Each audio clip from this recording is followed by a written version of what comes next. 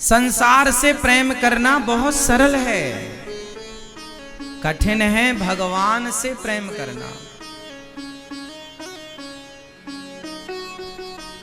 क्या आप इस कठिन कार्य को करने के लिए तैयार हैं?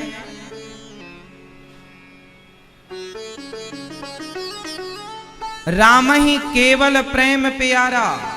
भगवान को आपकी चढ़ाई तुलसी प्रिय नहीं है, आपका चढ़ाया फल फूल नारियल मिठाई सोना चांदी हीरा मोती वस्तु प्रिय नहीं है।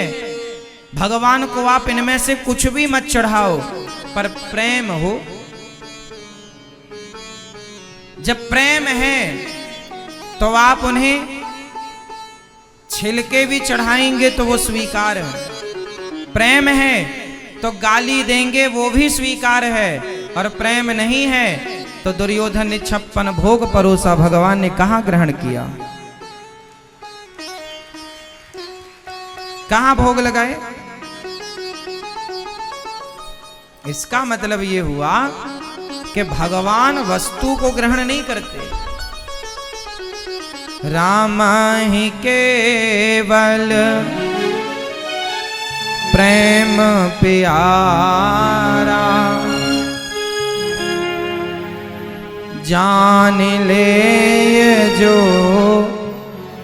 जाननिहारा। जानने वाला ही जानता है। आप लाखों में कोई एक आदमी जान पाता है कि भगवान को क्या पसंद है। जो भगवान को पसंद है वो आप देते नहीं, और व्यर्थ की चीजें भगवान की तरफ फेंकते रहते हैं।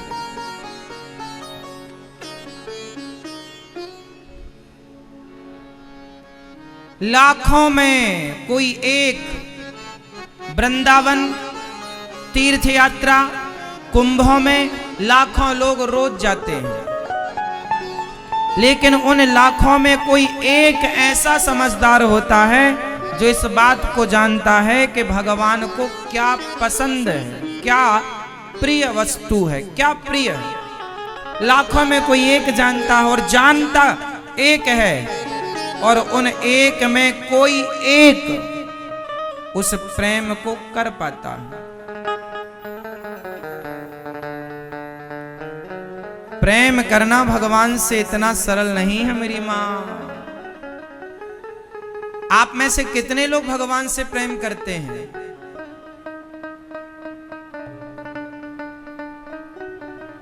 करते हैं? जितना आप अपने बेटे से करते हैं, जितना जरूरी आप अपने जीवन में पुत्र को चाहते हैं, अर्थात आपको जितनी जरूरत बेटे की है, क्या इतनी जरूरत भगवान की कभी पड़ी? नहीं। शादी के 4 साल हो गए, स्त्री रो रही है, पुरुष रो रहा है। क्यों रो रहे हो भैया? महाराज जी बेटा नहीं हुआ, बेटा नहीं हुआ। शादी के 4 साल बाद एक स्त्री और एक पुरुष जितना बेटे के लिए रोते हैं, उतना सारी जिंदगी भर में कभी इतना भगवान के लिए नहीं रोते जितना बेटे के लिए 4 साल में रो लेते हैं। सही है या गलत है?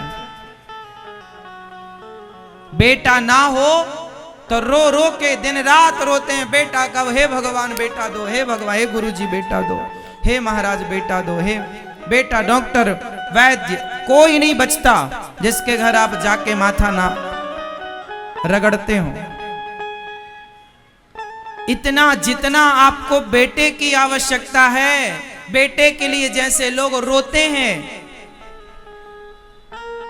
ऐसे करोड़ों में कोई एक होगा जो ऐसे भगवान के लिए रोता हो।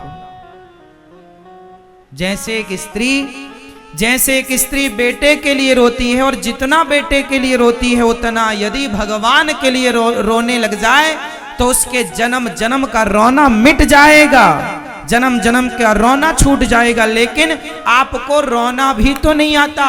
आप लोग रोते तो हैं, पर जिसके लिए रोना चाहिए उसके लिए नहीं रोते, इसलिए आपका रोना नहीं मिटता। अरे जिसके लिए रोना है उसके लिए रो लेंगे ना, तो आपका सदा सदा के लिए रोना मिट जाएगा।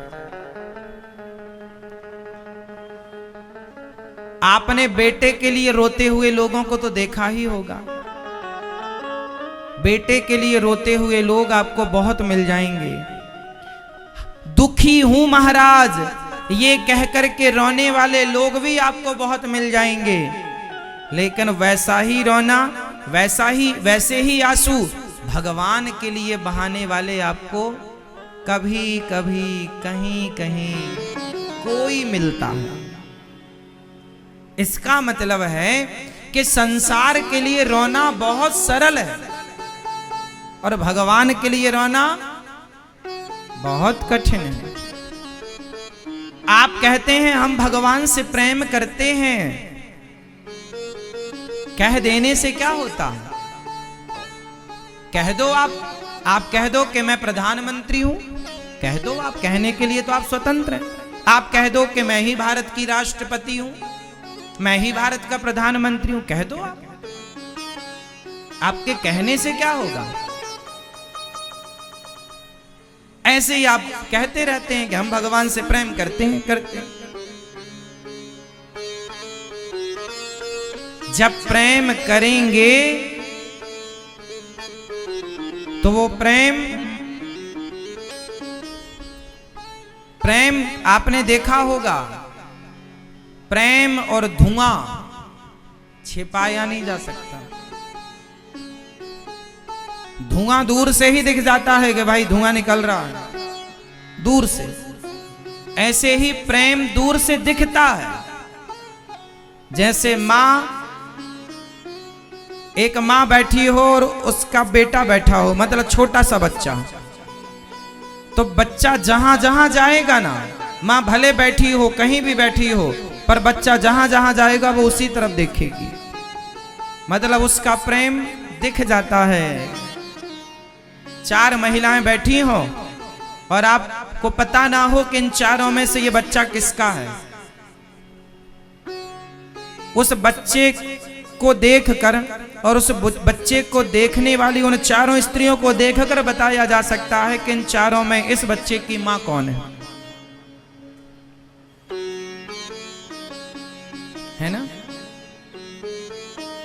क्योंकि मां का प्रेम छिपता कहां है, और प्रेम किसी का भी हो छिपता नहीं है। गांव में कहते हैं कि यारी छिपती नहीं है। गांव में कोई कितनी भी चतुराई से किसी स्त्री से प्रेम करने लग जाए, किसी पर स्त्री पर पुरुष से प्रेम करने लग जाए, तो लोग वो प्रेम एक न एक दिन वो प्रकट हो जाता है, समाज को पता चल जाता है कि आपके बीच में क्या चल रहा है। प्रेम छिपता नहीं है। तो जब इंसान से इंसान का प्रेम नहीं छिपता, तो भक्त से भगवान का प्रेम कैसे छिपेगा? जब प्रेम होगा तो वो दिख जाएगा।